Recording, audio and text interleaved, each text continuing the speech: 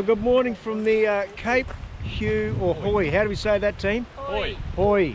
So we've got Sue, Dave, Danny.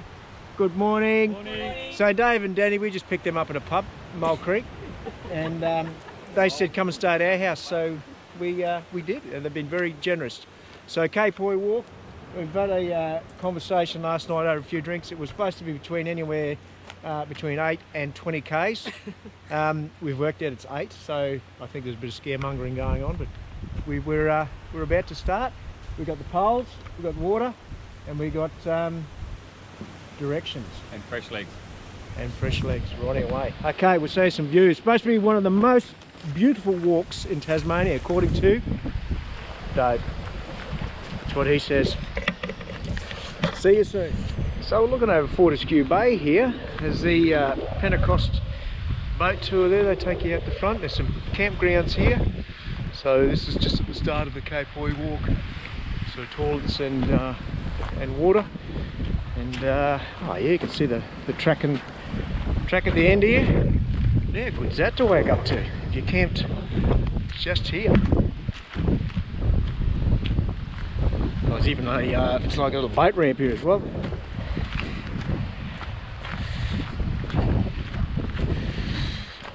So bring your boat. There's crayfishing out here, so that's a crayfishing boat there. There was a couple of seals over there before as well, so one of them actually didn't look too well on the beach. It was dead. But this is the start of the track, Cape Hauy, 4 hours. And guess what we found here, missus? Look. It's a boat ramp. Yeah, makes me happy. Makes you happy because you catch all the fish. Righto, Dave, Danny, here we go. Lead the way. Cape walk, you don't actually do Cape Round, you do look over to it.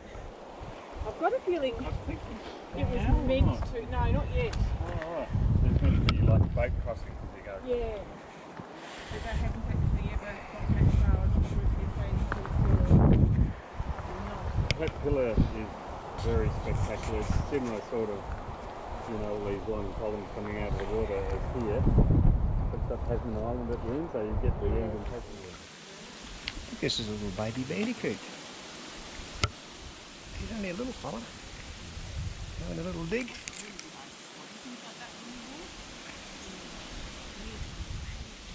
Hello, little fella.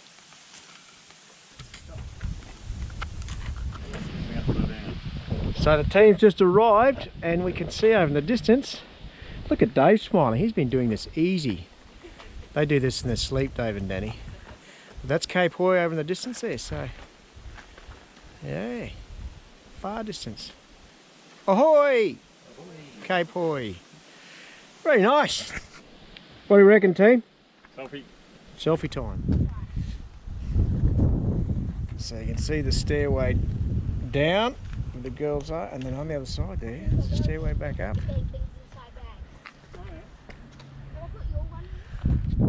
So over there, we're looking over to Fortescue Bay. That's where we've come from. The hills and over Cape Hauy here. You just see the track sort of through the shrubs there. So it's about, oh, I don't know, maybe a K from here, Dave? Yeah, we think so. Yeah.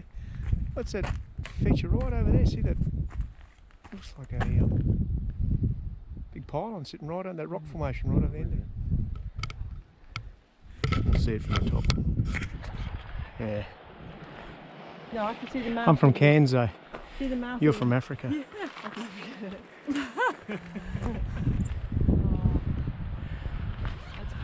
Oh, that's wow. Can see why he said the best views, Dave. We're not even there yet, but it's pretty impressive so far. It's a nice walk because Have a look at this. You be careful. Yeah, It's I'm gusty looking from winds, here. Bob.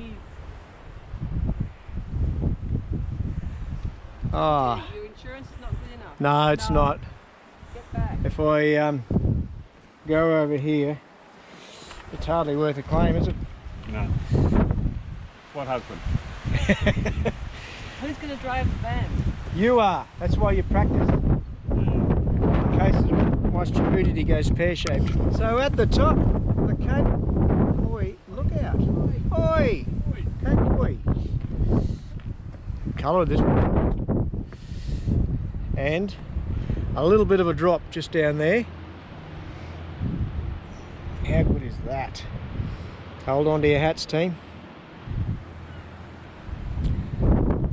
Dave and Dani brought the bananas. That's for the trip back. Look at that. Balls. Yeah, protein balls. It's a little bit special, isn't it? Over to the other side to Fortescue Bay, which is over the background there. It comes through, right through from that side there. Let me just sneak over to the edge here.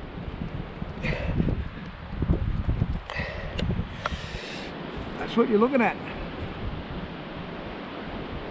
It goes right through, so they bring a boat through there, so the charter boat comes right through this little channel here. So Cape Hauy lookout. You see the background, the lookout up there. This is the edge we've got.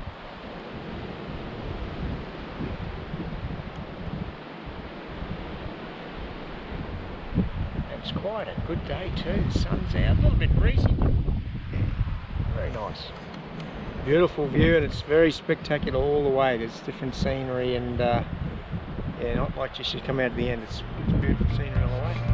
Cape Hauy.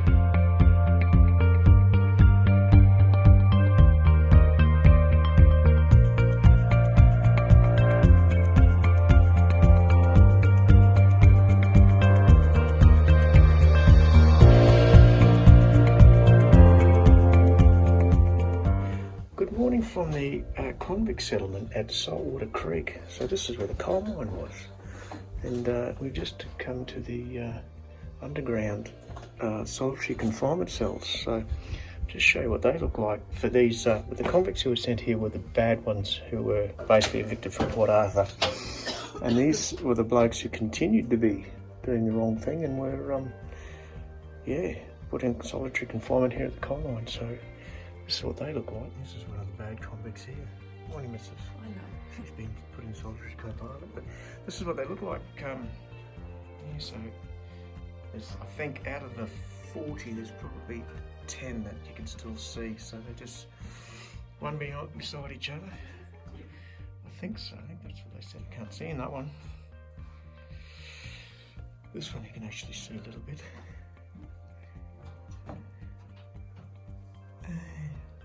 So they weren't very nice at all. A blanket and a bucket, that's all they had. So yeah, the convict ruins at Saltwater Creek, where the coal mine was. There's a few buildings still standing.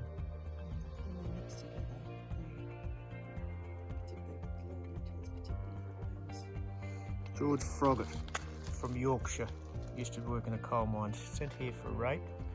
And once he'd been found out he was actually had time in a coal mine in Yorkshire, he was put in the mines here. But his life was pretty ordinary. Sounds. He spent a bit of time down there in the solitary cells. This is where the apartments were for the convicts. There's orange steel poles are the sort of the boundaries of the accommodation area. And they had to put them in separate apartments because of the rampant homosexuality, and that was the cause of the close of the mines from the information here in 1847, I think it was, yeah. These apartments were built in 1845. Interesting. And some rabbits having a little feed down there.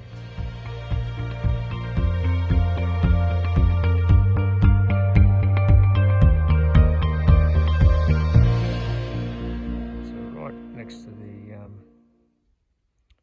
convict quarters is I think it's the quarters for the soldiers and their families who did all the monitoring of the convicts. But just looking for some signs about that. But they're all sandstone and big fireplaces, and so obviously, yeah, either the soldiers or the superintendents. Well, this is just done a bit of reading, and this building behind us was the all these buildings here with with the officers and the surgeons and the superintendents, all the upper echelon of the community at the time, and they had very nice. If you look closely, very nice accommodation. Have a look at the work on these doorways and windows here. That's a bit grand, isn't it? Yeah. So this one here, the third building, well, is actually 2 stories. You can see where the beams, support beams for the first floor would have been sat inside the wall there. So yes, and the jetty's just down below here by the sounds. Let's see if there's any remnants left of that. More about the walks than it does about what these were. What these were. We thought this was the original toilet. Got that shape, but more likely to be a well. Well. So this building was the hospital above the solitary cells. So the observer H.P. Fry reported vice and infamy, pollution and iniquity, and they were closed in 1848 on moral and financial grounds. Private operators to continue to use and pull out their very poor quality coal until 1870. So these were the solitary cells down here underneath the hospital. We can go down, we'll have a look from the bottom as well. Oh, you can see some sidings over there from the mines as well. Not a nice place. Yeah, they said the erosion from where they've been digging, but see, look at the size of the lumps of these coal. Still around now.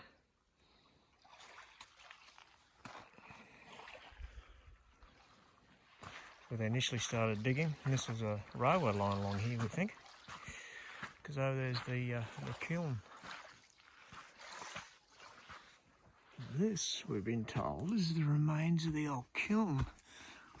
They burnt the shells down to get the lime for the cement, for the mortar.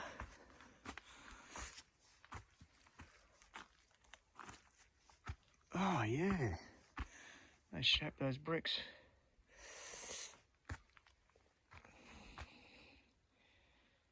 Yeah, so massive fire in there.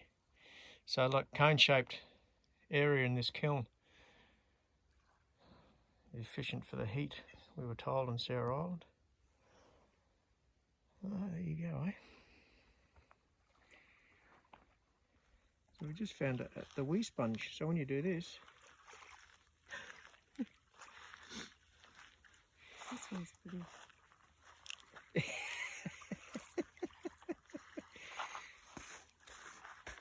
So this is the main shaft of the whole coal mine, Saltwater Creek Coal Mine, during that Convict era, which is preserved. And a system of penal discipline. Having had full evidence of the deeds in the darkness perpetrated in the mines, I contemplated the naked figures faintly perceptible in the gloom with feelings of horror.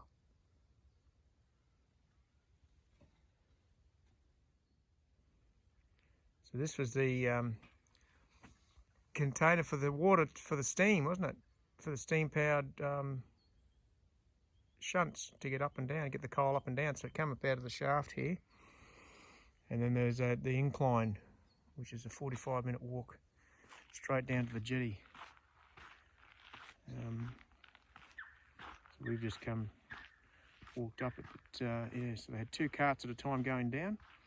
And the weight of the 2 carts going down brought the other 2 carts up.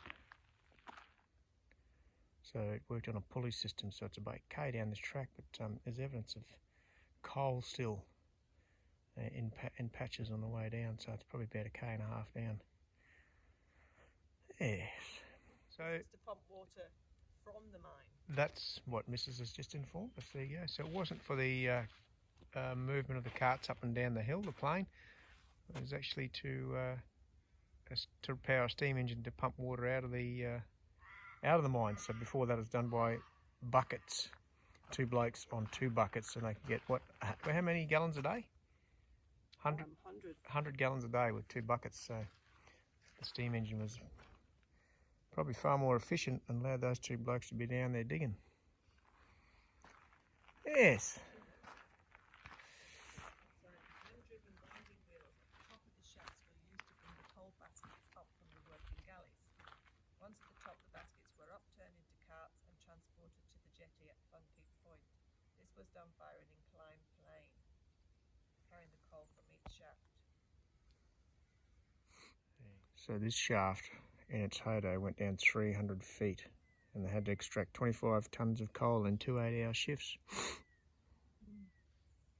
Each shift had to extract 25 tonnes in each shift.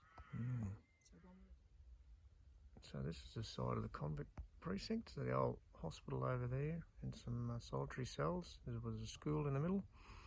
That was the officers' quarters and surgeons' area.